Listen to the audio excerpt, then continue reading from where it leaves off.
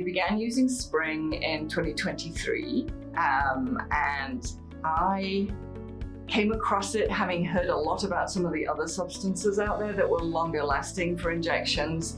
And my concern about those is that they had plastics, and Spryng being collagen elastin polymer was much more interesting to me. We've had some patients that we've injected the joint and we get like a 2-month response or even a 2-week response sometimes, rather disappointingly. I'm a big fan of the intra-articular therapies coming from equine, particularly know how valuable they are for changing the joint environment for the short term, and it'd be nice to change one for the long term. So first patient I tried it on was Golden, who reached the age of about 6, but we've been seeing him since he was 2 periodically. He had ulnar ostectomies, he had bad elbow dysplasia. By the time he was 3 or 4, he was walking, looked like he was walking on hot coals, just super short-strided. We tried regular hyaluronic acid and steroid injections. We tried shockwave, we tried laser therapy with him. And none of those things had enough success. He was on daily pain meds, and he was, a bright, lovely boy. Apparently now I'm his godparent. So if something happens to his parents, I get to take him home. But I was really frustrated and wanted something to help him more. And so I injected just Spryng, no steroids, and we were trying it out, and so we were kind of, okay, this is a potential win situation. It may do nothing, but it's got an 80% success rate in other joint injections, so we're looking at probably going to be that 80% chance of doing something. We just don't know how much. And this sounds so crazy, but when he came for his recheck, I thought he was a different dog, because he trotted across the parking lot and came in, and I could not believe I got more range of motion and more comfort. Now, not all dogs respond that way, I know that, but the vast majority do. And we repeated his injection late 2024, and we haven't obviously repeated it yet, and it's lasting over a year.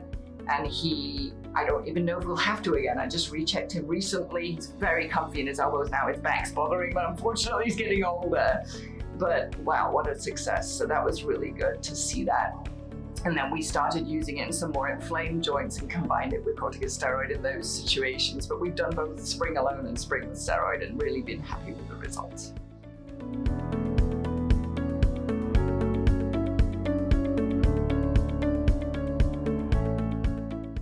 I like Spryng because it is a natural polymer, or it's a polymer of natural materials, I should say. It is, even though it's viscous, it's pretty easy to inject. And it's longer lasting than most of the things we've used. And again, it's not containing plastics or anything I'm concerned about with long-term environmental impacts.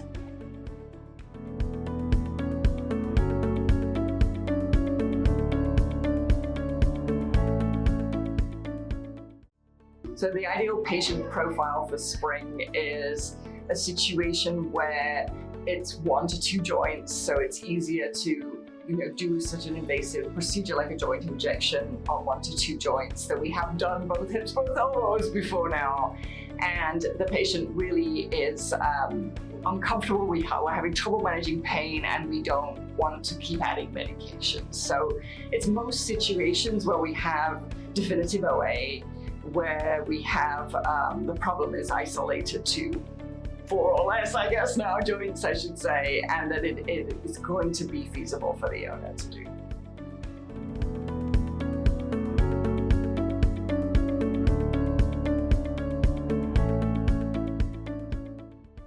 So explaining how Spryng works, first of all, I tell them it's a natural substance. So it's collagen and elastin polymer, and that it goes into the joint and binds to the membrane, the lining of the joint, and can help the joint produce a kinder environment, a more lubricated environment, a more cushioned environment.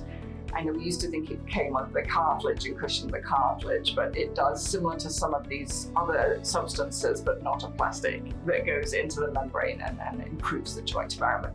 We also explain that it's longer lasting than the other options we've had before, that we compare with hyaluronic acid and a steroid, and we usually say that has an 80% chance of success, but that can last between 3 and 9 months rate, and we don't want to repeat an injection within 3 months, especially if it's got a steroid in, because we don't want to have any negative effects on the cartilage. And so we say if we want longer lasting, that's what we're going to go with. That's what we recommend they go with, is the Spryng.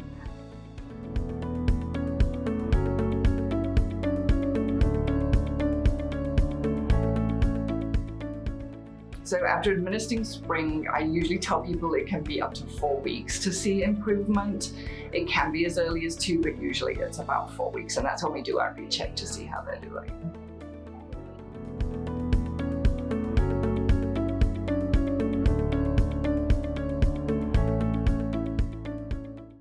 So incorporating Spryng into our workflow at the practice was very easy. We already had a workflow for joint injections, and so that protocol was in place, and the rechecks were actually easier because we're pushing them out a little bit to the 4 weeks rather than the 2 weeks. So it incorporated really easy to the flow for us.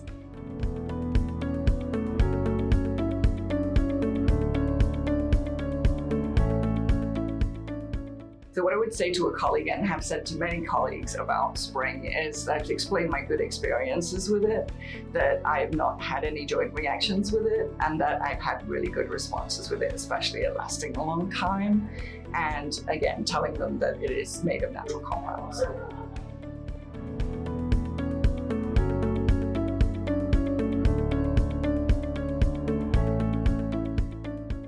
So Spryng has made a huge impact on my ability to really deal with it. It's difficult towards the end stage of osteoarthritis, where really osteoarthritis is maximized within the joint. And one of those examples was my patient who'd had the elbow surgery and who was really walking badly, and then walked so much better after Spryng. It's really nice to know we've got something that is going to make a difference in what we would term an end stage joint.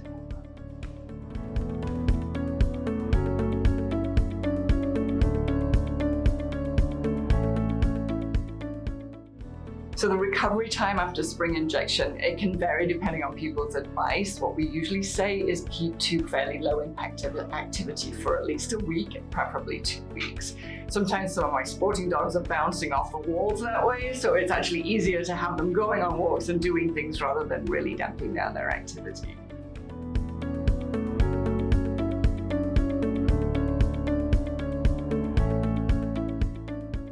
My favorite Spryng transformation story is my golden retriever patient who had surgery on his elbows and was very young and was really struggling to walk with really short strides. And he was like a new dog after that. But I have a second favorite who's a little Great Dane. She didn't grow to full size ever. She had what's called hypertrophic osteodystrophy, so multi-joint arthritis from a very young age due to developmental disease. And we have injected her elbows and hips twice now over her 5 years of life, so only twice. And she really has benefited from that. We've done hydrotherapy, we've done other things to help her, but the biggest benefit has been from those injections.